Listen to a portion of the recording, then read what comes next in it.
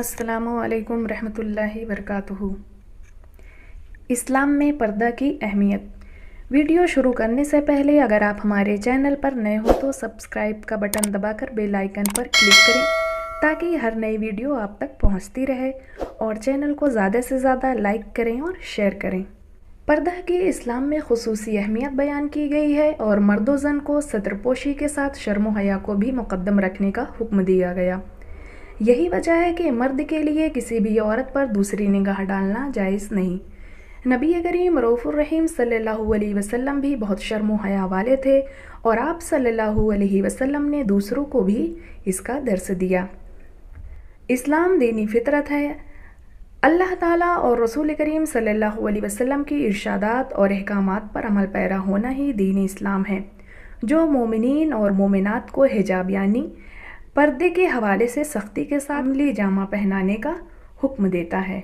औरत के पर्दे के हवाले से एक हदीस मुबारका में आता है कि हज़रत अब्दुल्लाह से रिवायत है कि नबी करीम सल्लल्लाहु अलैहि वसल्लम ने फरमाया, औरत पर्दा में रहने की चीज़ है, क्योंकि जब वो बाहर निकलती है तो शैतान उसे बहकाने के लिए मौका तलाश करता है।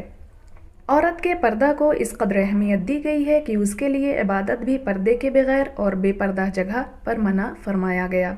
हज़रत अब्दुल्लाह बिन मसऊद रज़ियल्लाहु ताला अन्हु से रिवायत है कि रसूलुल्लाह सल्लल्लाहु अलैहि वसल्लम ने फरमाया कि औरत का कमरा में नमाज़ पढ़ना घर आंगन में नमाज़ पढ़ने से बेहतर है, और अंदरूनी कोठरी में नमाज़ पढ़ना कमरे में नमाज़ पढ़ने से बेहतर है।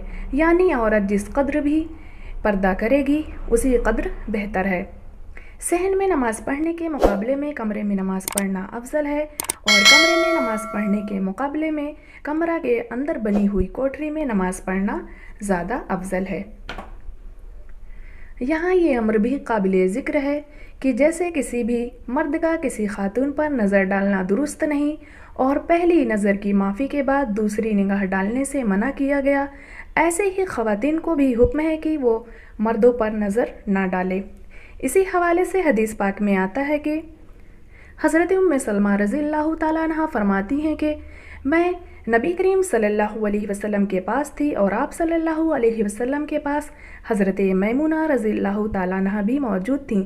सामने से हज़रत अब्दुल्लाह बिन उम्मे मक्तूम रज़ियल्लाहु ताला अन्हु तशरीफ़ लाए, जो कि नाबीना थे।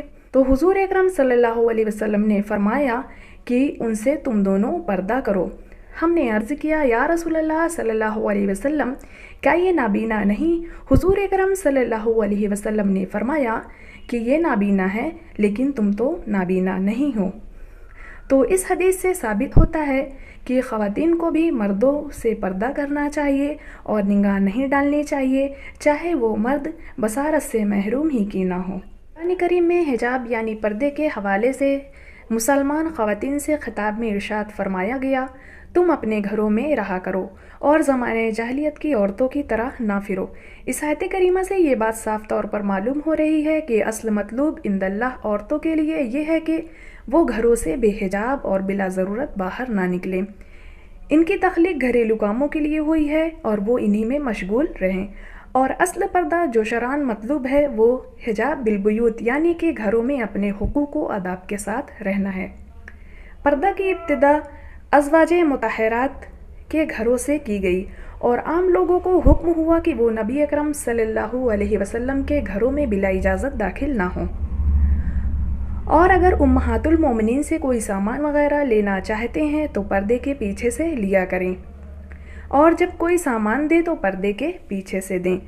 इस आयत करीमा से हमें ये साफ पता चलता है कि अजनबी मर्दों और औरतों के दरमियान दिली पाकीज़गी हासिल करने के लिए पर्दे का एहतमाम निहायत ही ज़रूरी है।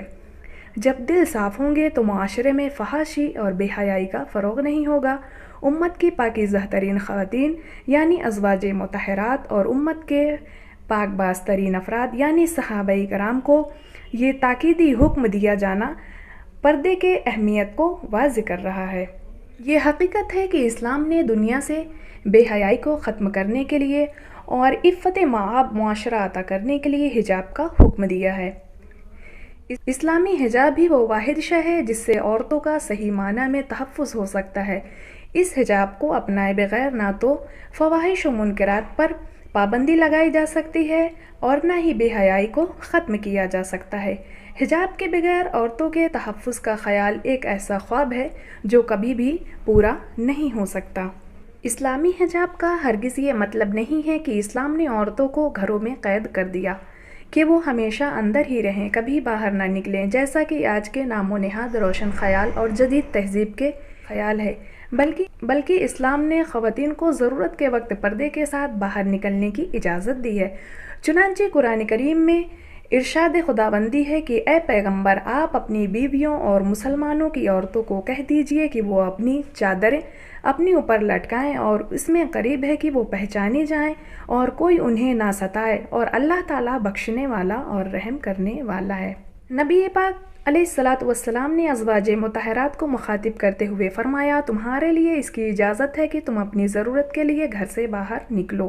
پھر رسول اللہ صلی اللہ علیہ وسلم کا عمل آیت حجاب نازل ہونے کے بعد اس پر شاہد ہے کہ ضرورت کے موقع میں عورتوں کو گھروں سے پردے کے ساتھ باہر نکلنے کی اجازت ہے، جیسا کہ حج اور عمرہ کے لیے ازواج مطہرات کا آپ صلی اللہ علیہ وسلم کے ساتھ جانا احادیث صحیحہ سے ثابت ہے۔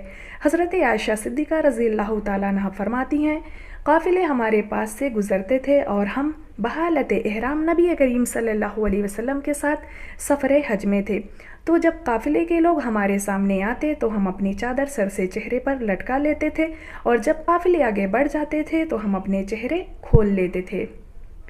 دیکھیے، امت کی سب سے پاکیزہ ترین خواتین ازواج مطہرات پردے کا کس قدر اہتمام فرما رہی ہیں۔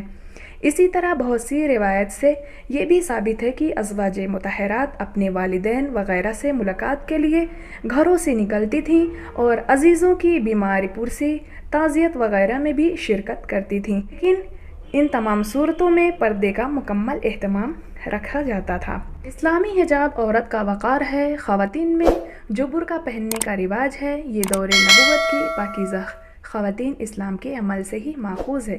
برقع بھی اسی چادر کے قائم مقام ہے جس کا تذکرہ قرآن کریم میں لفظ جلباب سے کیا گیا ہے۔ البتہ پہلے زمانے میں برقع کالے رنگ کا ڈھیلے ڈھالے ہوا کرتے تھے اور خواتین اسی قسم کے برقعوں کو پسند کرتی تھیں جو پورے بدن کو بھی چھپا لیتے تھے اور عورت کی شرافت کو بھی ظاہر کرتے تھے، لیکن آج کے دور کا مارکیٹ میں ایسے برقعے آ گئے ہیں جن سے برقع کا مقصد ہی فوت ہو رہا ہے۔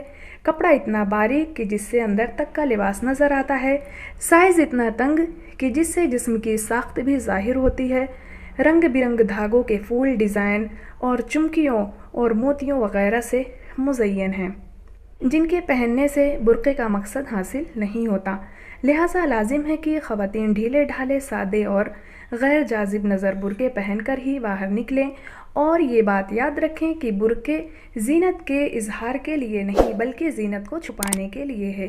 اللہ تعالیٰ ہمیں احکام شرعیہ پر عمل کرنے کی توفیق و رفیق عطا فرمائے، آمین۔